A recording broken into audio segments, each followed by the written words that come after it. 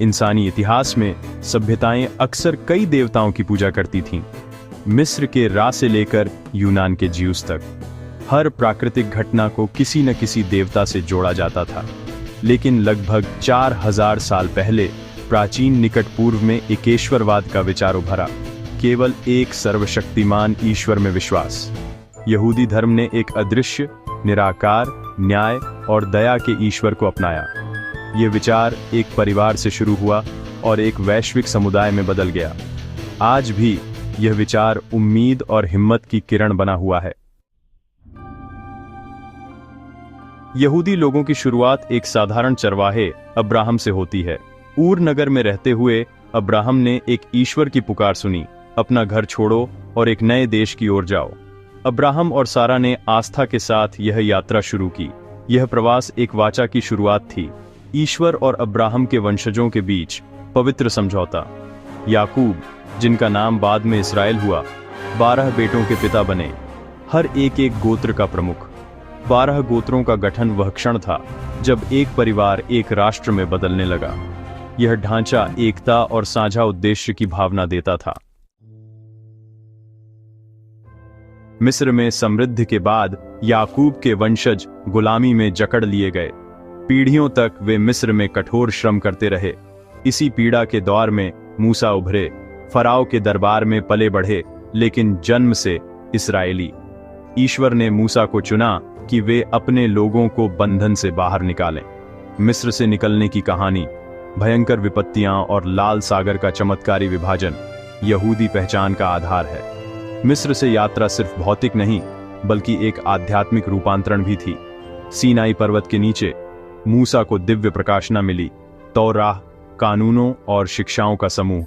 तौराह के केंद्र में हैं 10 आज्ञाएं, जो यहूदी धर्म और कई अन्य विश्व धर्मों की भी बुनियाद हैं। सीनाई पर हुआ यह क्षण वाचा को मजबूत करता है, जातियों को एक राष्ट्र में बदलता है। तौराह सिर्फ कानूनों की किताब नहीं, बल्कि यहूदी धर्म की आत्मा है। इसकी पहली 5 किताबें उत्पत्ति, निर्गमन, लैव्य व्यवस्था, गिनती और व्यवस्था विवरण, सृष्टि, पूर्वजों की कहानियां और न्यायपूर्ण जीवन के निर्देश देती हैं। तौराह का दिया जाना वह क्षण था जब इजरायलियों को उनकी आध्यात्मिक और नैतिक दिशा मिली। यह पवित्र ग्रंथ यहूदी लोगों का चलता फिरता वतन बन गया, जिसने उन्हें हर हाल में जीवित रखा। सदियों तक यहूदी लोग वचनबद्ध भूमि में बसे यरूशलेम में मंदिर बनाया और समृद्ध जीवन जिया, लेकिन उनका क्षेत्र हमेशा असुरक्षित रहा। पहली सदी ईसा पूर्व में रोमन साम्राज्य ने यहूदिया पर नियंत्रण बढ़ाया। शुरू में स्थानीय राजा के जरिए शासन हुआ, लेकिन धीरे धीरे दमन बढ़ता गया। रोमनों ने भारी कर लगाए धार्मिक रीति रिवाजों में दखल दिया और यहूदी परंपराओं का अपमान किया। 66 ईस्वी में यहूदी लोगों ने रोमी शासकों के खिलाफ विद्रोह किया। यह युद्ध बेहद क्रूर था। 70 ईस्वी में यरूशलेम की घेराबंदी के बाद रोमन सैनिकों ने मंदिर को नष्ट कर दिया। यहूदी धर्म का सबसे पवित्र स्थल, मंदिर का नाश एक राष्ट्रीय आघात था, जिससे यहूदी लोग कभी पूरी तरह उबर नहीं पाए। रोमनों ने अपनी जीत का जश्न मंदिर के खजानों को रोम में घुमाकर मनाया। इसके बाद बार कोखबा विद्रोह भी बेरहमी से दबा दिया गया। सम्राट हेड्रियन ने यरूशलेम का नाम बदल दिया और यहूदिया प्रांत का नाम सीरिया पालेस्टीना कर दिया। यही वह क्षण था जब एक लंबा और दर्दनाक प्रवास शुरू हुआ, जिसने यहूदी लोगों को पूरी दुनिया में बिखेर दिया। रोमन साम्राज्य के पतन के बाद यहूदी प्रवासी यूरोप में फैल गए। मध्यकालीन दौर में उनकी स्थिति और भी अस्थिर हो गई। मुख्य रूप से ईसाई इलाकों में अल्पसंख्यक रहते हुए उन्हें शक और दुश्मनी का सामना करना पड़ा। उन्हें जमीन रखने या गिल्डों में शामिल होने से मना कर दिया गया, जिससे वे कुछ पेशों तक सीमित रह गए, जैसे साहूकारी। यह उत्पीड़न का अंधकारमय अध्याय था। सबसे भयानक रूप था पोग्रोम, जिसमें यहूदियों पर हिंसक हमले होते थे। झूठे आरोपों जैसे ब्लड लाइबल ने इन हमलों को और भड़काया। संकट के समय जैसे ब्लैक डेथ के दौरान यहूदियों को कुएं में जहर मिलाने का दोषी ठहराया जाता। कई शहरों में यहूदियों को घेट्टों में रहने के लिए मजबूर किया गया। घेट्टों में जिंदगी तंग और सीमित थी। कई जगहों पर यहूदियों को खास कपड़े या बैज पहनने पड़ते, जिससे उन्हें तिरस्कार झेलना पड़ता। फिर भी घेट्टो यहूदी सांस्कृतिक और बौद्धिक जीवन के केंद्र बन गए। इन दीवारों के भीतर समुदायों ने अपनी परंपराओं और पहचान को बचाए रखा। 19वीं और 20वीं सदी में यूरोप के कुछ हिस्सों में यहूदियों के लिए आजादी आई, लेकिन एक नई भयावह यहूदी विरोधी भावना भी उभरी। जर्मनी में 1933 में हिटलर के नेतृत्व में नाजी पार्टी का उदय हुआ। नाजियों ने यहूदियों को एक हीन नस्ल के रूप में चित्रित किया। सत्ता संभालते ही नाजियों ने उत्पीड़न शुरू कर दिया। नूर्नबर्ग कानूनों ने यहूदियों से नागरिकता छीन ली और उन्हें सार्वजनिक जीवन से बाहर कर दिया। 1938 की क्रिस्टल नाख्ट में सिनेगॉग जलाए गए, यहूदी घरों और दुकानों को नुकसान पहुंचाया गया और हजारों को गिरफ्तार किया गया।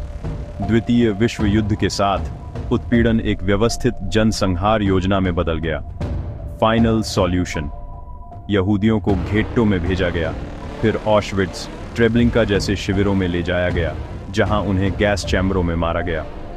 यह औद्योगिक स्तर का जनसंहार होलोकॉस्ट के नाम से जाना जाता है। 1945 तक 6 मिलियन यहूदी मारे जा चुके थे, यूरोप की कुल यहूदी आबादी का 2/3। पूरे समुदाय, उनकी परंपराएं और संस्कृतियां मिटा दी गईं।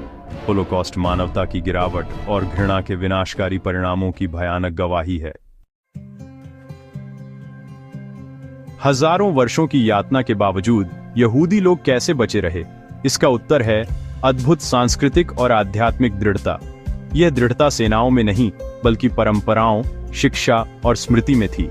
शिक्षा और साक्षरता के प्रति अडिग प्रतिबद्धता ने यहूदी समाज को जीवित रखा। बचपन से ही बच्चों को तौरा और तलमूद पढ़ना सिखाया जाता था। सिनेगॉग प्रार्थना का स्थान ही नहीं, सामुदायिक केंद्र और विद्यालय भी था।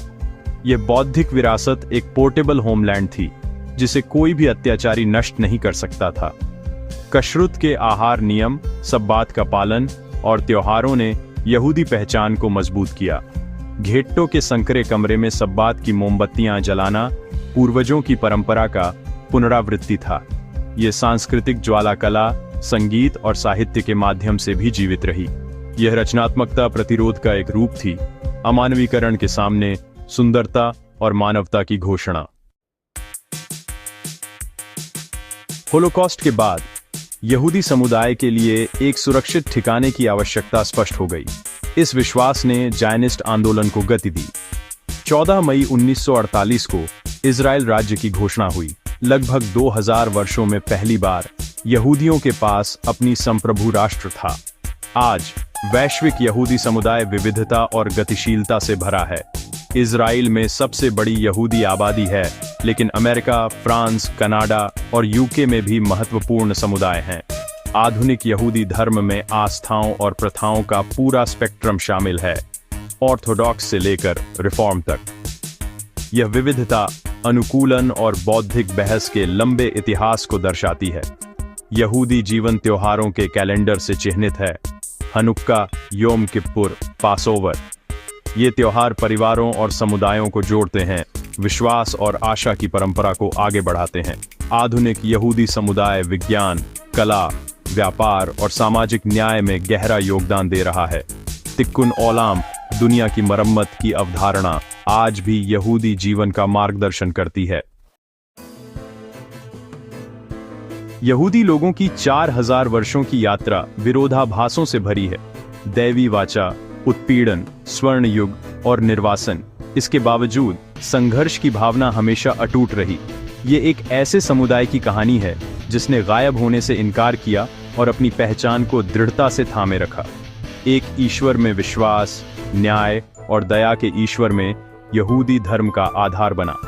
तोरा और उसके नियमों ने न्यायपूर्ण समाज और धर्मपरायण जीवन के लिए मार्गदर्शन दिया।